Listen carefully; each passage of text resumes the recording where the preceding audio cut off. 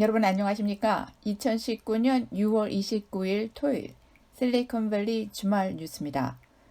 실리콘밸리 주말 뉴스가 이제 7월부터 약간 다른 포맷으로 찾아가게 되었습니다. 이번 주까지는 예전대로 주말 뉴스로 찾아가는데 세 가지 섹션으로 나눠서 보내드리도록 하겠습니다. 뉴스거리를 선정하다 보면 여러분께 전해드리고 싶은 뉴스가 너무 많아서 너무 길게 되는 경향이 있어 나누게 되었습니다. 그리고 7월부터는 단신으로 찾아갑니다. 필요한 뉴스를 신속하게 단신으로 전해드리도록 하겠습니다. 그렇게 되면 사진 자료가 있으면 함께 보여드릴 수 있어서 여러분에게도 아마 더 유익하리라 믿습니다. 실리콘밸리 뉴스는 여러분께 더 좋은 방송이 될 수 있도록 계속해서 노력하겠습니다. 여러분의 좋아요 버튼과 구독 버튼 눌러주시는 거 아시죠? 더욱 새로워지는 실리콘밸리 뉴스 많이 사랑해 주시기 바랍니다. 뉴스 시작합니다. 이번 주말 베이 지역의 더운 날씨가 다시 찾아오겠습니다. 다소 선선했던 날씨는 28일 금요일부터 다시 더워졌습니다. 29일 토요일에는 구름 없는 화창한 날씨가 나타나겠으며 이는 30일 일요일을 지나 다음 주 초까지 계속된다고 국립기상대는 밝혔습니다. 해안 지역은 28일 금요일부터 주말 내내 부분적으로 구름이 끼겠습니다. 이번 주말 베이 지역의 최고 기온은 해안 지역에서는 66도에서 71도 선을 보이겠으며 내륙 지역에서는 79도에서 89도, 이스트와 사우스베이에서는 70도에서 78도의 기온 분포가 나타나겠습니다. 최저 기온은 전 지역에서 50도에서 56도로 기상청은 전망했습니다.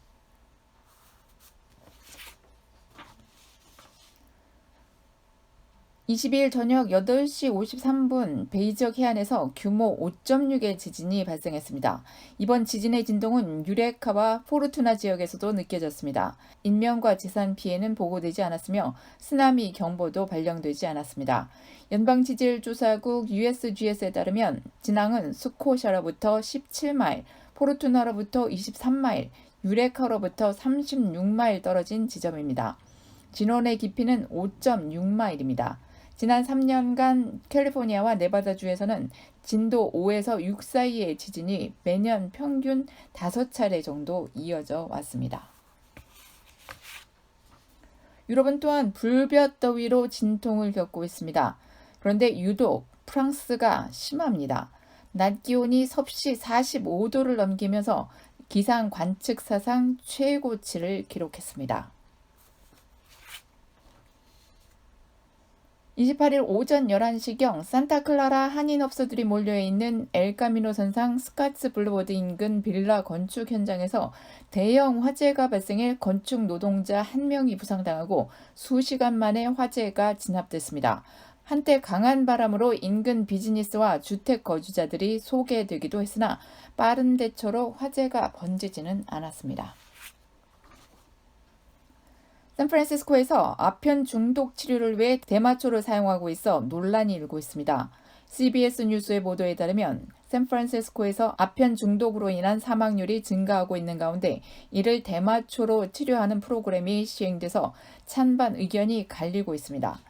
약물 중독 치료기관인 리메디 리커버리의 임상사회복지사 조 슈랭크는 대마초가 아편보다 과다 복용률이 훨씬 적고 안전하다며 게임 체인저라고 하면서 치료 기간 동안 환자들이 잠을 잘 수 있는 것만 해도 매우 큰 이점이라고 설명했습니다. 미 의학협회 저널에 따르면 대마초를 의료 및 기호용으로 합법화한 주의 아편 복용률은 7%, 치명적 과다 복용률은 25%가 감소했습니다. 이에 대한 반대 목소리도 제기되고 있습니다. 다니엘 라모 임상심리학자는 위 연구 결과에서 대마초와 아편 복용률의 관계가 명확하지 않다고 반박했습니다. 그는 한 약물 중독을 다른 것으로 바꾸는 것이라며 재활용으로 대마초를 사용하나 이후 헤로인 혹은 처방약 복용으로 역재발될 수 있다고 말했습니다. 한편 샌프란시스코는 지난주에만 아편 복용으로 8명이 사망하는 등 아편 치사율이 증가해서 이에 대한 경고령을 내렸다고 크론4가 20일 보도한 바 있습니다. 샌프란시스코 뮤니 당국은 18일 뮤니 버스 및 열차의 성인 편도 요금이 오는 7월 1일부터 현행 2.75달러에서 3달러로 인상된다고 발표했습니다. 성인 월간 패스는 3달러 오른 81달러, 바트 환승 월간 패스는 4달러 오른 98달러입니다. 클리퍼 카드를 사용하거나 뮤니 모바일을 통해 티켓을 구매할 경우 요금은 현행 2.5달러로 유지됩니다. 당국은 시스템 운영을 위해 필요하다며 요금 인상의 또 다른 이유는 더 효과적인 지불 방법 사용을 권장하기 위해서라고 이유를 설명했습니다. 이들은 이 방법을 사용할 경우 이용객들이 버스 탑승 시 긴 줄을 서지 않아도 돼 시간을 절약할 수 있다고 말했습니다. 샌프란시스코 게이트의 보도에 따르면 스마트폰이나 신용카드가 없는 저소득층이 불이익을 보게 되는 것이 아니냐는 의견도 나오고 있습니다. 한편 뮤니 이용객 12에서 14%가 현찰로 요금을 내는 것으로 나타났습니다. 클리퍼 카드는 뮤니 메트로 티켓 자판기, 엘마 카드로 뮤니 메트로 바트역에 위치한 클리퍼 카드 센터와 월그린 등의 식료품점 등에서 구매 및 충전을 할 수 있습니다. 한편 콜로라도 덴버 역시 올해 초 시내버스 요금을 3달러로 인상했으며 이는 미 전역에서 가장 높은 요금인 것으로 나타났습니다. 독립기념일이 다가오는 가운데 산호세가 불법 폭죽을 막기 위한 신고 시스템 재개에 돌입했습니다. CBS 뉴스에 따르면 주민들이 불법으로 폭죽을 터뜨리는 장면을 목격할 시 이를 온라인으로 신고하는 시스템을 재개합니다. 이는 독립기념일 휴일을 맞아 행해지는 불법 폭죽 단속 목적입니다. 미치 멜로우 산호세 소방서장은 폭죽을 발화시키는 장면과 사람을 사진이나 비디오로 찍어 신고하면 된다고 말했습니다. 이는 7월 8일까지 시행되며 벌금은 $500부터 시작됩니다. 신고는 www.sanjoseca.gov/fireworks에서 할 수 있습니다. 구글맵에 광고한 업체 중 수백만 곳이 허위 정보를 올렸다고 20일 월스트리트 저널이 보도했습니다. 구글은 세계 검색 시장의 90%를 장악하고 있기 때문에 구글의 허위 광고가 넘치면 소비자와 기업의 피해도 커지게 됩니다. 전문가들은 구글맵에 약 1,100만 개의 허위 광고가 있으며 매월 수십만 건이 추가되고 있다고 경고합니다. 주로 전기기사, 이삿짐 센터, 변호사 사무실, 카센터 등 구글맵에 광고를 하지 않던 업종들이 피해를 입고 있습니다. 허위 광고에 나선 업체들은 고객들의 전화를 중간에서 가로챌 수 있어 경쟁에서 이점을 취할 수 있습니다. 구글맵 이용자가 집 1km 반경에 있는 인테리어 업체를 구글맵에서 검색한 뒤 연락하면 10km에 떨어진 상호가 다른 인테리어 업체가 그 전화를 받는 식입니다. 캘리포니아주가 차량 번호판을 통해 불체자 정보가 연방 이민세관 단속국 ICE로 넘어간 기록이 있는지 확인하기 위해 대대적인 감사에 나섭니다. 이는 지난 3월 미 시민자유연맹이 ICE 당국이 불체자 단속에 협조하지 않는 피난처 주들을 대상으로 차량 번호판을 스캔해 불법 이민자들을 색출한다는 문건을 공개한 데 따른 것입니다. 캘리포니아 주 의원들과 주 감사국 그리고 각 지역 사법기관들은 26일 회의를 열고 차량 번호판을 통한 불체자들이 적발되는 것을 막기 위한 대처법들을 강구했습니다. 공개된 문건에 따르면 ICE 당국이 경찰기관과 사설업체 등에서 확보한 차량 번호판 정보는 65억 개 이상으로 추산됩니다. 한 의원은 ICE가 이를 통해 불체자들의 이동 경로를 파악하고 거주지 등을 손쉽게 알아내 적발에 나서고 있다며 이는 명백히 피난처주법에 어긋나는 일이라고 강조했습니다. 따라서 주 감사국은 37만 달러의 예산을 투입해 주요 지리적 요충지를 거점으로 경찰과 사법기관이 보유한 차량 등록 정보가 ICE 당국으로 넘겨진 정황이 있는지 파악하겠다고 밝혔습니다. 감사는 앞으로 7개월 동안 경찰 기관들을 대상으로 대대적으로 펼쳐집니다. 감사 후에 ICE에 넘겨진 정보들이 있는지 파악한 뒤 추가 피해 확산을 위해 구체적인 법적 조치가 마련될 전망입니다. 한편 트럼프 행정부의 강경 이민 정책으로 ICE 당국이 수주 안에 전국적으로 불체자 체포 작전을 예고하면서 한인을 포함한 이민 사회에서 우려가 확산되고 있습니다. 연방공정거래위원회는 시와 주, 연방사법당국 25곳과 협력해 로보콜 단속에 나서는 것은 물론 적발 업체들을 기소한다고 밝혔습니다. 로보콜로 적발된 업체는 25만 달러에서 최대 200만 달러의 벌금을 부과받을 전망입니다. 로보콜 급증에 따른 연간 피해액은 전국적으로 3억 5천만 달러로 추산됐습니다. 유메일은 지난해 로보콜 건수가 1년 전인 지난 2017년에 비해 무려 57%가 증가했다고 밝혔습니다. 뿐만 아니라 올해는 25%가 더 증가할 것으로 예측했습니다. 이 때문에 연방공정거래위원회는 단속에 더해 소프트웨어 개발 등 로보콜 퇴출에 힘쓰는 업체를 지원해 전방위적인 대책을 전개할 계획입니다. 하지만 일각에서는 로보콜 발신지가 해외인 경우가 다수인 만큼 이에 대한 대책을 선행하지 않으면 피해는 크게 개선되지 않을 수 있다는 지적도 나오고 있습니다. 캘리포니아주에서는 앞으로 다시 건강보험에 반드시 가입해야 하며 미가입자에게는 벌금이 부과될 전망입니다. 캘리포니아주 상원과 하원은 지난 24일 건강보험에 가입하지 않은 주민들에게 벌금격인 세금을 부과하는 법안을 통과시켰습니다. 이로써 법안은 개빈 뉴섬 주지사의 서명만을 남겨둔 가운데 뉴섬 주지사는 지난 1월 비슷한 내용으로 세금 부과를 제안했던 만큼 이 법안에 서명할 것이 확실시됩니다. 오바마 케어는 지난 2017년 공화당 주도로 폐기됐지만 오바마 케어 인기가 가장 좋았던 캘리포니아주에서는 민주당 주도로 오바마 케어의 가장 주요한 부분을 다시 부활시키는 것입니다. 민주당은 이 법안 시행이 모든 캘리포니아 주민들을 건강보험에 가입시키기 위함이라고 설명했습니다. 단 불법 이민자에게는 벌금 규정이 적용되지 않습니다. 뉴섬 주지사가 서명해 법안이 승인되면 법안은 내년 1월 1일부터 시행됩니다. 현재 캘리포니아에서 건강보험에 가입하지 않은 주민들은 350만여 명으로 추산되며 이들 대부분은 저소득층 주민들로 알려져 있습니다. 법안이 시행되면 내년과 오는 2021년 2년 동안 3억 1,700만 달러를 벌금으로 인한 세수로 올릴 것으로 주지사 사무실은 추산했습니다. 현재 매사추세츠와 뉴저지, 벌몬 그리고 워싱턴 DC가 건강보험 미가입자들에게 벌금을 부과하고 있습니다. 2주 연기됐던 연방이민세관 단속국 ICE의 불법 체류자 체포작전 시행일이 다가오면서 한인들 사이에서 공포가 확산되고 있습니다. 한인을 포함한 불법 체류자들은 신분 불확실성에 따른 체포와 구금 가능성, ICE 체크포인트 전개 지역, 추방 면제 방법 등을 문의하고 있습니다. 특히 ICE는 체포 대상이 법원으로부터 추방 명령을 받은 2,040명이라고 밝히긴 했지만 시작에 불과할 뿐 범위는 더욱 확대될 수 있다는 우려가 가중되고 있는 상황입니다.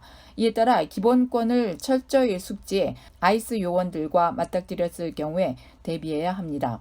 ICE 요원들이 직장이나 자택으로 들이닥치면 어떠한 질문에도 대답할 의무가 없기 때문에 묵비권을 행사해야 합니다. 또 ICE 요원들이 서류를 들이밀며 서명을 요구할 때 응하지 말고 변호사에게 도움을 요청해야 합니다. 특히 ICE 요원들에게 억류 여부를 물어본 뒤 아니라는 대답을 받으면 그 즉시 대화를 중지하고 현장을 떠날 수 있다는 설명입니다. 혹시 모를 체포와 구금에 대비해 가족 또는 친지들과 대책 계획을 세운 뒤 공유해야 한다고 강조했습니다. 뿐만 아니라 이런 상황에 대비해 변호사와 이민 관련 단체 한라인 전화번호를 항시 저장했다가 체포 또는 구금 상황이 발생하면 즉시 전화할 것을 조언했습니다. 캘리포니아주 차량등록국 DMV가 다음 달 7월 24일 반나절 동안 문을 닫습니다.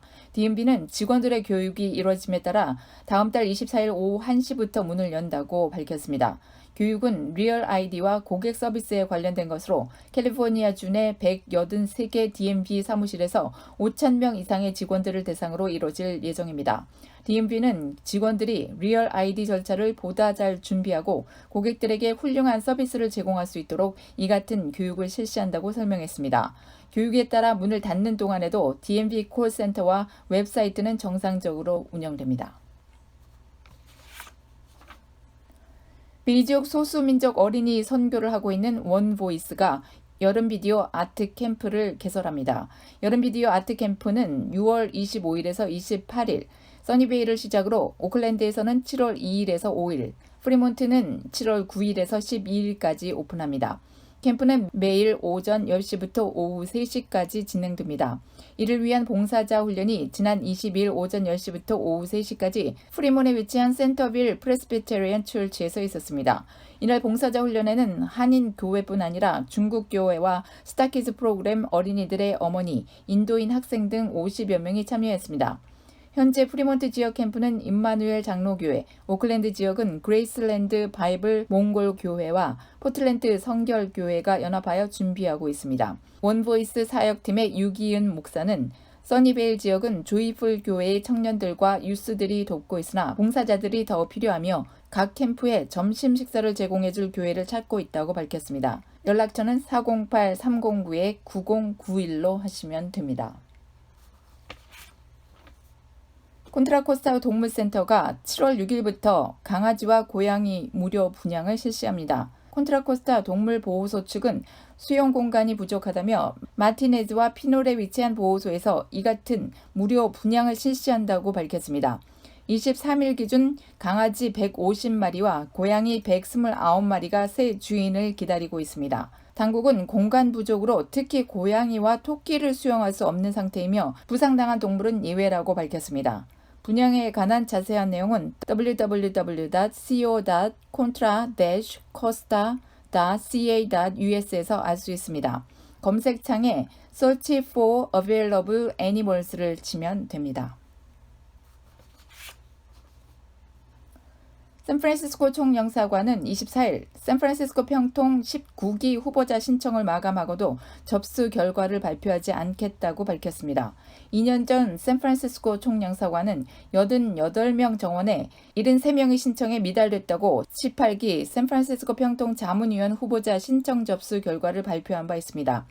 그러나 19기에는 혼선 우려를 내세우며 이전과는 다른 방침을 들고 방어적인 태세를 취하고 있습니다. 불법 이민자를 창고 트럭에 가두고 강제 노동시킨 건설업주가 25일 오클랜드 연방법원에서 8년 7개월형을 선고받았습니다. 이날 제프리 화이트 연방법원 판사는 2015년 5월부터 멕시코에서 불법 이민자를 모집해 헤이워드로 이주시킨 후 주민들 눈에 띄지 않도록 창고 트럭과 기타 건물에 직원들을 가두고 24시간 교대 근무를 시킨 토레스 헤르난데스에게 이 같은 형량을 구형했으며 13명 노동자에게 미지급한 임금 91만 9,739달러를 배상하라고 명령했습니다. 지난 3월 연방 대배심의 유죄 판결을 받은 헤르난데스는 약속 임금보다 훨씬 낮은 임금을 지불했으며 불법 이민자들이 불만을 토로했을 때는 가족을 협박하거나 신체적인 상해를 입히거나 심지어 추방시키겠다는 위협을 한 것으로 드러났습니다. 당초 헤르난데스는 불법 이민자 은닉 혐의로 10년형과 25만 달러 벌금, 강제 노동시킨 혐의로 20년형과 25만 달러 벌금형에 처해질 것으로 예상됐었습니다. 그러나 멕시코에서 2학년밖에 교육받지 못한 헤르난데스가 거의 문맹 수준이라 기본적인 사업 관행을 이해하지 못했으며 마땅히 머물 곳이 없는 근로자들에게 창고에 머물 수 있는 옵션을 제공했다는 헤르난데스 변호인의 호소가 일부 받아들여진 것으로 보입니다.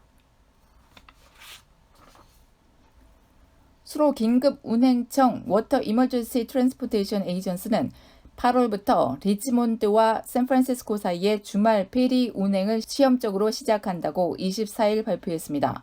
두 지역 사이의 주중 페리 운행은 이미 시행 중입니다. 샌프란시스코 지역의 페리 운행을 담당하는 수로 긴급 운행청 관계자는 주말 페리 운행은 8월 3일부터 시작되며 8, 9, 10월 및 11월 첫째 주말까지 시범 운행될 예정이라고 밝혔습니다. 페리는 리치몬드의 포드 포인트 터미널과 샌프란시스코의 페리 터미널 사이를 운행합니다. 운행 소요 시간은 35분이며 요금은 주중 요금과 같은 9달러이며 클리퍼 카드 사용자는 6.75달러입니다. 65세 이상, 핸디캡, 5세에서 18세 사용자는 4.5달러를 받습니다. 클리퍼 카드가 없는 고객은 홉스루 모바일 티켓팅 앱을 이용해 표를 구입하면 됩니다. 베이지어 바트역 4곳이 오는 7월부터 종이 티켓 판매를 중단하는 시범 프로그램을 시행합니다. CBS 뉴스에 따르면 베이 지역 래피드 트랜짓이 클리퍼 카드 사용을 권장하기 위해 바트 종이 티켓 판매를 중단하는 시범 프로그램을 오는 7월부터 시행합니다. 시행 바트역으로는 버클리 다운타운과 오클랜드 10구가 샌프란시스코 엠바카데로와 파웰 스트릿이 있습니다. 바트 측은 종이를 아낄 수 있고 역 입장 시 길게 늘어선 줄을 완화시킬 수 있다며 프로그램 시행 이유를 밝혔습니다. 시범 프로그램이 시행되는 날로부터 3일간 바트역 직원들이 역에 나와 이용객들의 문의에 답할 예정입니다. 한편 이미 종이 티켓을 소지하고 있는 이용객들은 바트역 4곳 출입 시 여전히 종이 티켓을 사용할 수 있다고 당국은 설명했습니다. 한편 바트 측은 클리퍼 사용 권장을 위해 지난해 1월부터 종이 티켓에 추가 요금 50센트를 부과한 바 있습니다.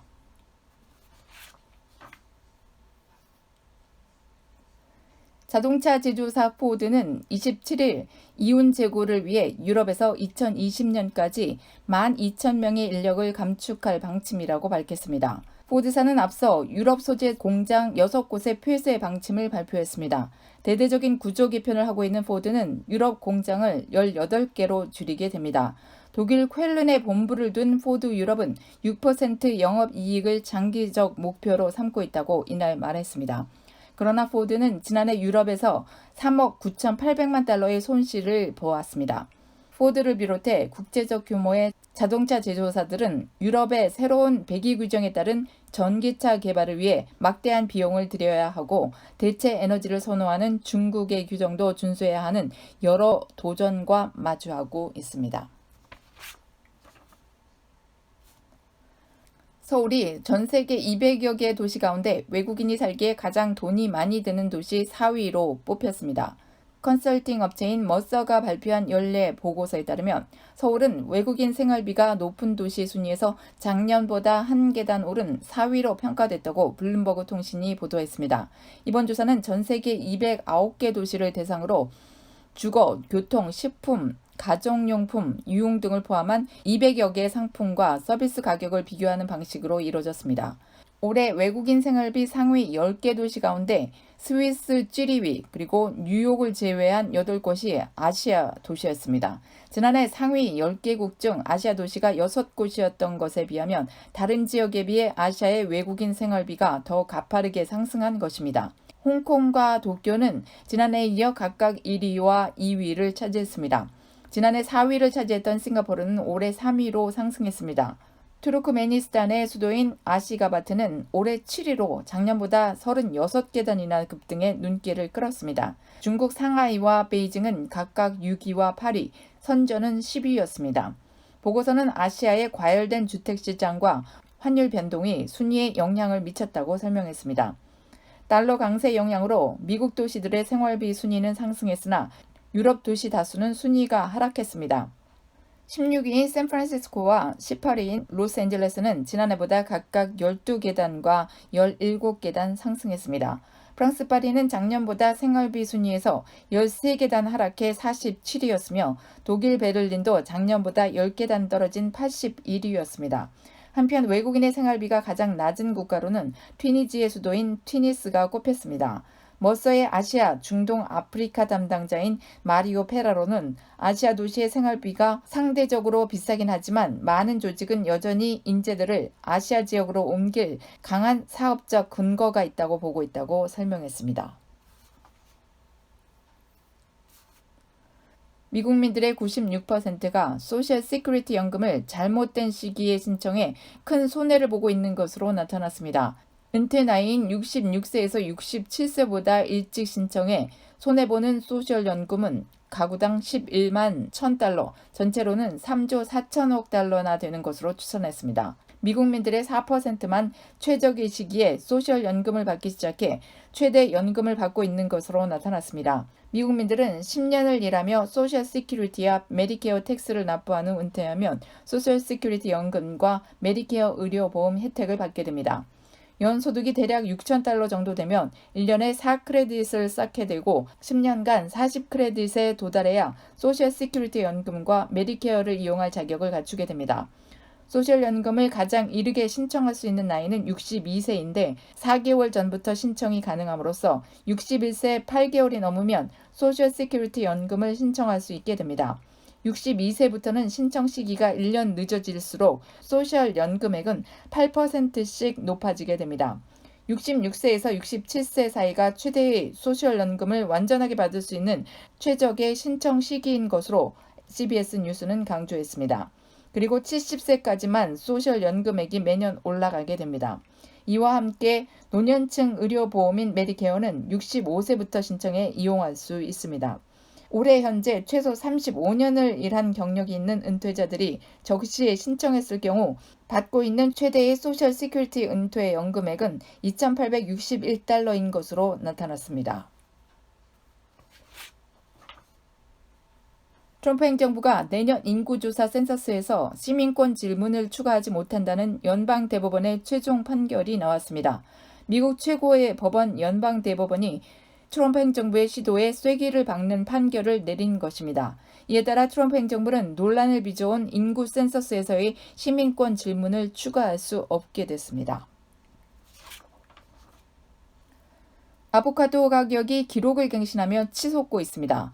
27일 블룸버그 통신에 따르면 미국 내 판매되는 음식의 절반 가까이의 식재료로 사용되고 있는 아보카도 가격이 계속해서 상승하고 있는 가운데 앞으로 가격이 더 오를 것이라고 전망했습니다.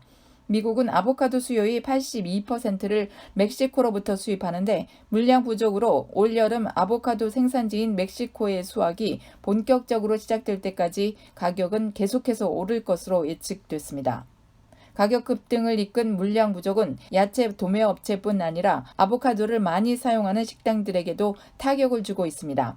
이처럼 아보카도 가격 급등 현상은 올해 미국과 멕시코 사이 무역 및 국경 긴장감도 가격 상승의 주된 이유로도 작용하고 있다고 블룸버그 통신은 전했습니다. 풀몬이 한국 김치 제조사 중 처음으로 월마트 전 매장에 입점하고 현지 시장 공략에 본격적으로 나섭니다. 풀몬은 세계 최대 유통사인 월마트와 동부 유통 강자인 퍼블릭스 전 매장에 입점해 김치 판매를 시작했다고 27일 밝혔습니다. 풀몬은 월마트 3,900개 매장과 퍼블릭스 1,100개 매장 등 미국 내 총 5,000개 매장에 김치를 공급합니다. 풀몬은 2년간 월마트의 까다로운 심사 끝에 김치를 입점하는 데 성공했습니다. 풀무원은 월마트가 풀무원 김치를 선택한 이유로 미국 전 지역 커버 가능한 유통망, 한국에서 만든 본토 김치라는 점, 미국인에게 민감한 김치 냄새 해결, 32년째 김치 박물관을 운영한 전통과 진정성 등을 꼽았다고 설명했습니다. 월마트에서 판매되는 김치는 한국 익산 글로벌 김치 공장에서 제조돼 미국에 수입 공급됩니다. 월마트 풀몬 김치는 풀몬이 2016년 인수한 나소야 브랜드를 달고 판매합니다. 품목은 썰은 김치 매운맛, 썰은 김치 순한맛, 깍두기 순한맛, 백김치 등 총 4종입니다. 풀몬 식품 이준화 카테고리 매니저는 2013년 미국 건강 전문지 헬스가 김치를 세계 5대 건강식품으로 선정한 후 김치가 미국인의 시선을 끌기 시작했다며 미국 현지 시장 진입을 더욱 확대해 이른 시간 안에 풀무원 김치를 미국의 넘버원 제품으로 만들겠다고 포부와 기대를 나타냈습니다.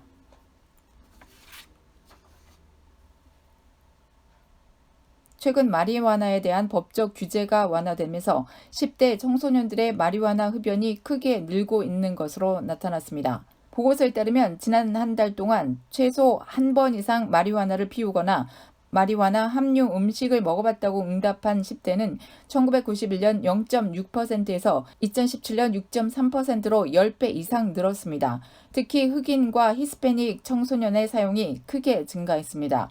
한 달 동안 한 번 이상 마리화나와 알코올을 모두 접했다는 10대들은 1991년 3.6%에서 2017년 7.6%로 2배 이상 늘었습니다. 대표 연구자 홍행다이는 마리화나에 대한 처벌이나 제재가 약해지고 있는 것이 가장 큰 요인이라고 분석했습니다. 다이는 마리화나에 대한 사회적 인식이 극적으로 변했고 규제도 풀리고 있다며 현재 33개 주와 워싱턴 DC에서는 의료용과 기호용 마리화나 둘 다 합법화했다고 말했습니다. 마리화나가 몸에 해롭다는 인식도 크게 줄고 있습니다. 고등학교 졸업한 학생들만 상대로 한 설문조사에서 정기적으로 마리화나를 사용하면 몸에 해롭다는 인식은 1991년 78.6%에서 29%로 절반 아래로 뚝 떨어졌습니다. 하지만 데이비드 파건 소아과 전문의는 사람의 뇌는 20대 초까지 완전히 형성되지 않는다며 특히 의사 판단을 하는 전두엽 부분에 마리화나가 미치는 영향은 우려되는 부분이라고 지적했습니다. 반면 같은 기간 흡연과 음주는 줄었습니다. 최근 한 달 한 번 이상 흡연을 했다는 청소년은 1991년 4.4%에서 1.3%로 감소했습니다. 음주도 1991년 24%에서 2017년 12.5%로 떨어졌습니다. 제약업체인 에브비가 보톡스 업체 엘러간을 인수하기로 했다고 월스트리트 저널이 25일 보도했습니다. 인수대금은 총 630억 달러로 에브비가 주당 188달러에 엘러간 주식을 매입하기로 했습니다. 엘러간의 전날 종가보다 45% 프리미엄을 얹은 수준입니다. 아일랜드 본사를 두고 있는 엘러간은 주름 개선 치료제인 보툴리눔 톡신, 상품명 보톡스의 개발 업체로 잘 알려져 있습니다. 에브비는 류머티즘 관절염 치료제 휴미라 제조업체입니다. 휴미라는 전 세계에서 가장 많이 팔리는 글로벌 매출 1위 의약품입니다. 사업 분야가 일부 중복되기는 하지만 양사의 단점을 보완하면서 새로운 성장 동력이 될 것이라는 전망이 나옵니다. 특히 에브비가 엘러간을 인수함으로써 80억 달러가 넘는 보톡스와 미용 의료 시장에서 지배적 지위를 차지할 것으로 월스트리트 저널은 전망했습니다.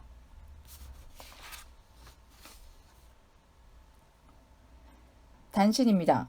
제20회 미주 한인체육대회가 21일 워싱턴주 시애틀 페더럴웨이 고교에서 열린 개막식을 시작으로 사흘간의 열전을 벌였습니다.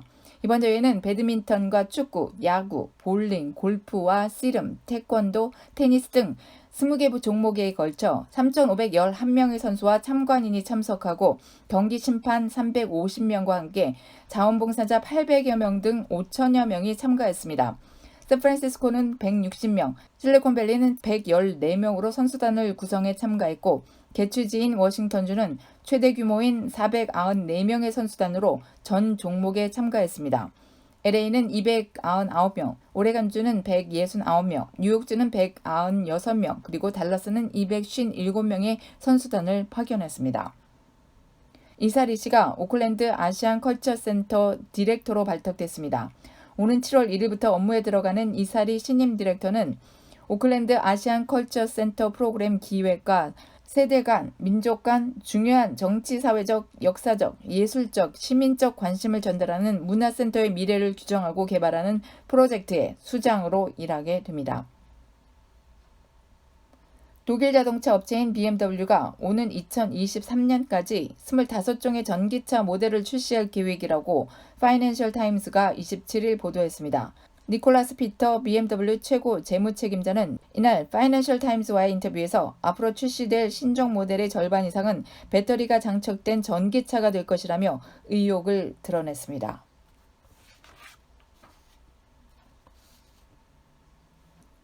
행사 소식입니다. 7월 8일 월요일에는 내년 21대 총선을 위한 재외선거 모의 투표가 오전 10시부터 오후 5시까지 샌프란시스코 3500 클레이 스트리트에 위치한 샌프란시스코 총영사관 투표소에서 진행됩니다. 문의는 415-921-2251로 하시면 됩니다. 7월 13일 토요일에는 샌프란시스코 총영사관 주최 2019 K-POP 월드 페스티벌 글로벌 오디션 샌프란시스코 예선전이 오후 1시부터 3시까지 산호제 3655 노스 퍼스트 스트리트에 위치한 삼성 세미컨덕터 공연장에서 있을 예정입니다. 문의는 415-921-2251로 하시면 됩니다. 7월 14일 일요일에는 북가주 세탁협회 본국 소년소녀 가장돕기 골프대회가 오후 1시에 샷건 방식으로 진행됩니다. 참가비는 $100이며 문의는 이동일 회장 415-203-5089로 하시면 됩니다. 7월 20일 토요일에는 제42회 광복절 기념 북가주지역 교회 간 친선 배구대회 주장회의가 오후 6시에 산호제 1056 파인우드 드라이브에 위치한 산호제 한인 침례교회에서 열립니다. 문의는 408-257-5444로 문의하시면 됩니다.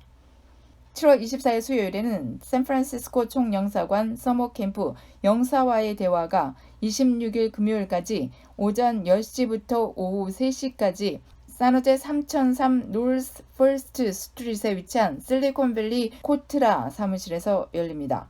문의는 415-921-2251로 하시면 됩니다. 사건 사고 소식입니다. 하와이에서 21일 발생한 경비행기 추락 사고로 탑승자 11명이 모두 사망했습니다. 22일 AFP 통신에 따르면 하와이주 교통국은 전날 하와이 오아후 섬 딜링엄 비행장 인근에서 경비행기가 추락해 탑승자 11명이 숨졌으며 생존자는 없다고 밝혔습니다. 아직 사망자들의 신원은 공개되지 않았으나 현지 신문은 스카이다이빙 직원 6명과 함께 콜로라도주 부부와 28세 오리건 남성 등이 포함됐다고 전했습니다. 하와이 현지 방송은 사고 기체가 21일 오후 6시 30분쯤 스카이다이빙 참가자들을 태우고 이륙한 뒤 곧바로 추락했다고 전했습니다. 현지 소방당국 관계자는 신고를 받고 현장에 도착했을 땐 기체가 이미 화염에 뒤엎여 있었다고 설명했습니다. 이에 따라 연방항공국 등 관계기관은 정확한 사고 원인을 조사 중입니다.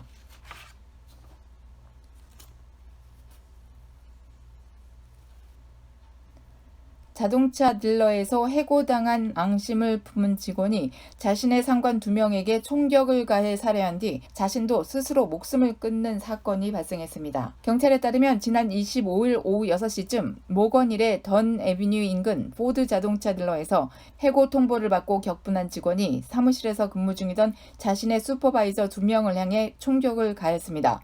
이날 총격을 받은 직원 2명이 현장에서 숨졌고 용의자도 사건 직후 총격 자살했습니다. 경찰은 총을 쏜 범인은 이날 해고 통보를 받은 이 딜러의 직원인 스티븐 리시며 숨진 2명은 이 딜러의 슈퍼바이저들인 것으로 확인됐다고 밝혔습니다. 총격범 릿은 이날 해고 통보를 받은 후 격분해 슈퍼바이저 2사람이 근무 중이던 매장으로 들어가 이들을 가까운 거리에서 조준해 총을 쏜 것으로 나타났다고 경찰은 밝혔습니다. 경찰이 현장에 도착했을 당시 총에 맞은 슈퍼바이저 2사람은 매장 안에서 숨진 상태였고 용의자 릿은 손에 총을 들고 숨진 채 발견됐습니다. 숨진 2명의 슈퍼바이저는 용의자 릿이 총기 전력이 있어 그를 해고한 뒤 보복을 우려한 것으로 알려졌습니다.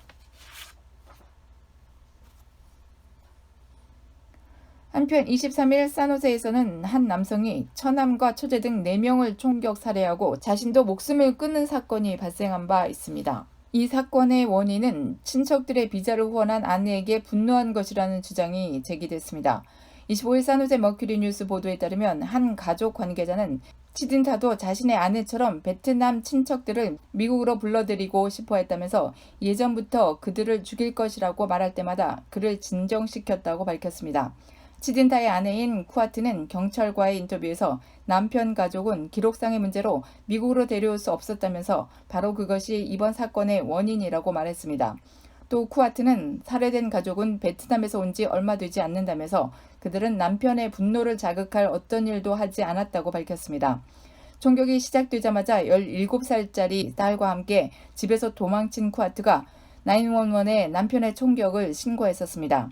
경찰은 25일 오전 현재까지 이번 사건의 동기 및 피해자 신원을 공식 발표하지 않고 있습니다. 다만 용의자는 가정폭력의 전과가 없으며 총격 사건에 사용된 총기가 용의자의 이름으로 등록되지 않았기에 어떤 경로로 총기를 입수했는지는 알 수 없다고 밝혔습니다.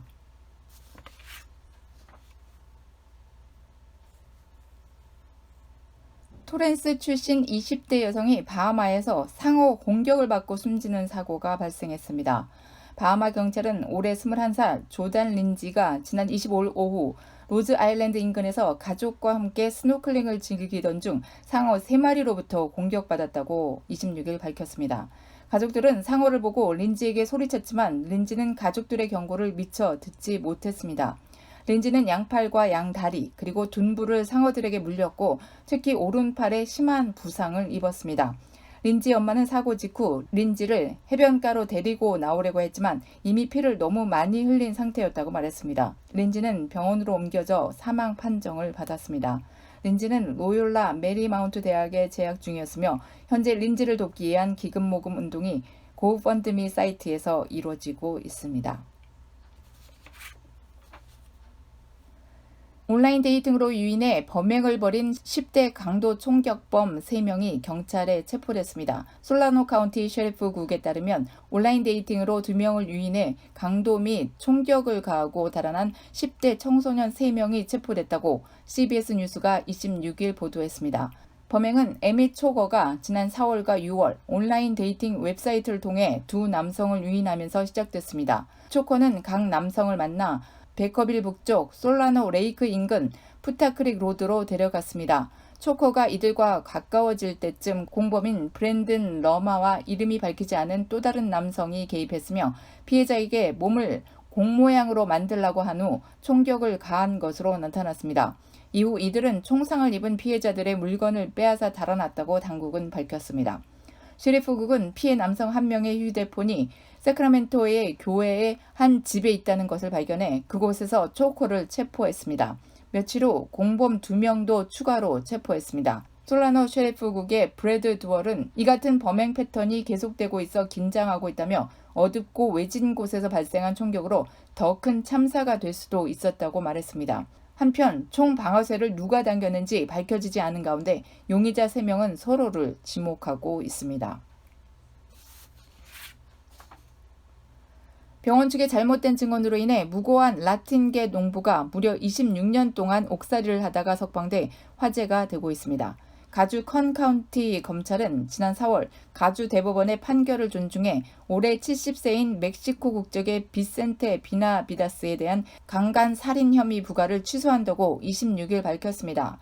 대법원은 지난달 피고 측의 재심 요청을 받아들여 26년 전 비나비다스에게 부과됐던 생후 21개월 된 여아에 대한 강간 및 살해 혐의에 대해 카운티 병원 측의 증거 제출과 증언이 잘못됐다고 판정했습니다. 당시 검찰 측은 강간 여부에 대한 수사를 통해 첫 번째 병원에서 신체적인 증거가 없다고 밝혔으나 재검증 요청에 따라 다른 카운티 병원으로부터 강간의 증거가 충분하다는 증언을 확보해 그에게 사형 선고가 내려지도록 했습니다. 그는 이후 무려 26년을 샌퀸틴 교도소에서 복역해 왔습니다.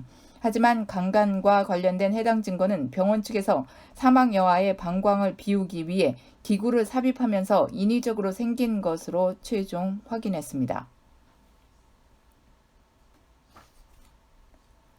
한인이 운영하는 태권도 도장에서 가르치던 여학생을 성추행하고 도주했던 히스패닉계 사범이 경찰에 자수했습니다. 노스캐롤라이나주 하이포인트 경찰은 27일 성추행 혐의로 해고당한 뒤 도주했던 한인이 운영하는 태권도 도장 사범인 메디나 라미레즈가 자수함으로써 그를 체포했다고 밝혔습니다. 자수한 용의자 라미레즈 사범은 도장에 다니던 여학생 3명을 성추행한 사실이 알려져 도장 측으로부터 해고 통보를 받았고 경찰이 수사에 나서자 도주했습니다. 라미레즈는 $200만 보석금이 책정돼 현재 구치소에 수감 중입니다. 숲속에서 비밀봉지에 담긴 채 유기된 신생아가 극적으로 구조됐습니다. 26일 BBC 등은 3주 전 조지아주 커밍스의 숲속에서 비닐봉지 속에 담긴 아기가 구조된 사건을 보도했습니다.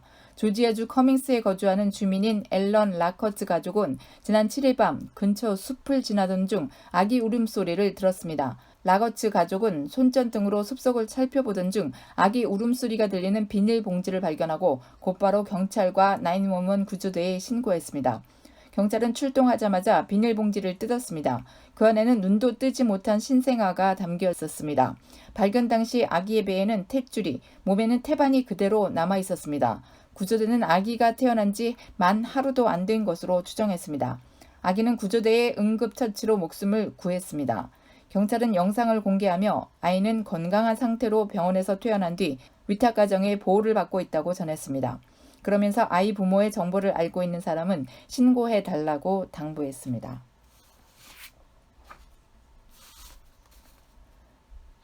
피아노 레슨을 하는 이웃집 한인 여성을 고의적으로 괴롭혀온 남성에게 $40,000를 배상하라는 법원의 판결이 내려졌습니다. 워싱턴주 제3항소법원은 이 같은 판결에 따라 패트 노드가 김 씨에게 $40,000를 배상해야 한다고 판시했습니다. 레슨으로 발생하는 소음에 화가 난 패트노드는 이후 김 씨가 동네 거주 조건을 위반했다고 주장하며 김 씨를 상대로 소송을 제기했다가 2014년 패소했고 김 씨가 부담했던 변호사 비용 등 3만 달러를 배상하도록 명령을 받았습니다. 그러나 패트노드는 2015년 11월 추수감사절 무렵부터 이듬해인 2016년 3월까지 자신의 포드 F250 디젤 트럭을 김 씨 집 담벼락 옆에 놓고 피아노 레슨 학생이 오면 리모컨으로 시동을 걸어 소음을 내거나 알람을 크게 울리는 등 학생들을 놀래켜 김 씨의 레슨을 방해하려는 행위를 했습니다. 결국 김 씨는 남편과 함께 패트노드를 상대로 민사소송을 제기했고 야키마 카운티 법원에서 승소한 데 이어 항소심에서도 김 씨가 최종 승리한 것입니다.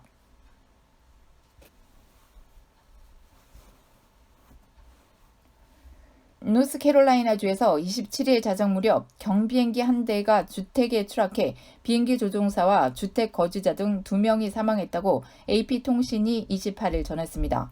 주 고속도로 순찰대에 따르면 노스캐롤라이나 파이애트빌 공항에서 8km 떨어진 301번 고속도로변 주택에 경비행기 한 대가 출동했으며 조종사와 주민 한 명이 현장에서 사망했습니다. 다른 주민 한 명은 다쳐 병원으로 이송됐습니다. 사고 비행기에는 조종사만 탑승했습니다. 비행기 추락으로 주택은 지붕이 내려앉는 등 형체를 알아볼 수 없게 파괴됐습니다. 연방항공청은 사고 기종이 1979년 제작된 노후 기종이라면서 사고 원인을 조사 중이라고 말했습니다.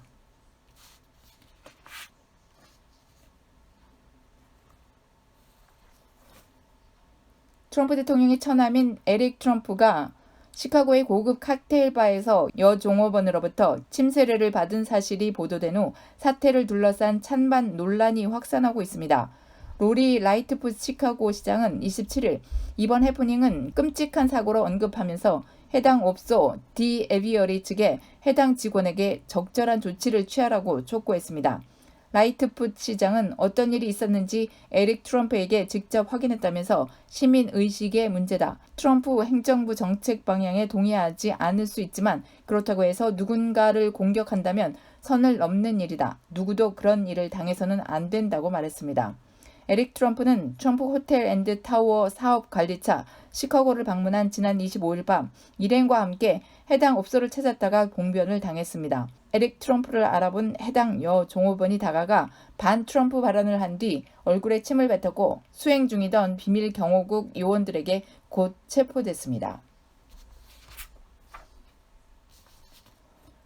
헐리우드 명예의 거리 인근 레이디스 오브 헐리우드 가지보 정상에 있던 마릴린 먼로 동상을 훔친 남성이 피해액 $950 이상의 중절도, $400 이상의 벤달리즘 혐의로 기소됐습니다. LAPD에 따르면 용의자는 글렌데일에 거주하는 25살의 오스틴 미켈 클레이로 지난해 여름에도 명예의 거리 내 트럼프 대통령의 스타 명패를 곡괭이로 부쉈던 전과가 있습니다. 경찰은 지난 21일 오후 클레이의 자택을 수색해 증거를 수집하고 전격 체포했습니다.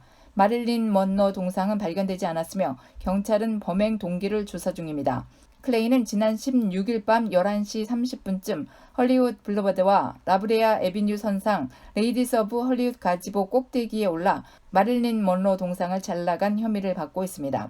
LA시가 소유한 레이디스 오브 헐리우드 가지보는 영화 산업의 변화를 가져온 타 문화권 여배우들을 기리는 작품으로 돌로레스 델 리오, 도로시 댄드리치, 메이 웨스트, 안나 메이 웡 등 4명의 동상들을 기둥으로 삼아 맨 위에는 헐리우드 사인과 작은 마릴린 먼로 동상이 세워져 있습니다.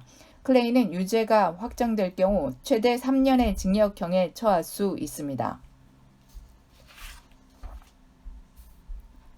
아동 데이케어 센터 앞에서 마약에 취해 신체 노출과 자위 행위를 하던 20대 한인 남성이 경찰에 체포됐습니다.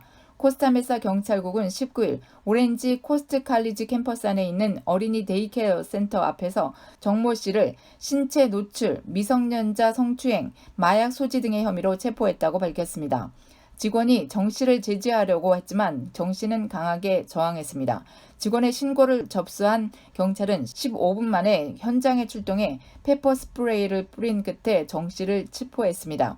LA타임즈는 경찰을 인용해 체포 당시 정 씨는 약물 등에 만취한 상태였다고 보도했습니다. 정 씨는 재학생은 아닌 것으로 확인됐습니다. 노스캐롤라이나주에서 숫자 4개를 맞히는 복권의 당첨 번호로 0000이 나왔다고 AP통신이 23일 보도했습니다. 노스캐롤라이나주 복권국은 22일 진행된 픽4라는 복권의 당첨 번호가 이같이 나왔다며 이 바람에 당첨금 지급액도 사상 최고를 기록하게 됐다고 밝혔습니다.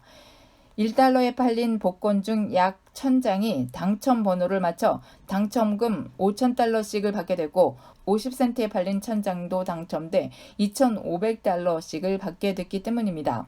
복권국은 당첨금 수령을 위한 대기 시간이 평소보다 길어질 것 같다고 밝혔습니다. 노스캐롤라이나주는 전체 당첨금 지급액을 사상 최대인 780만 달러, 약 90억 원으로 집계했습니다. 이전 최대 당첨금 지급 총액은 2012년에 750만 달러였습니다. 당시 당첨 번호는 1111이었습니다.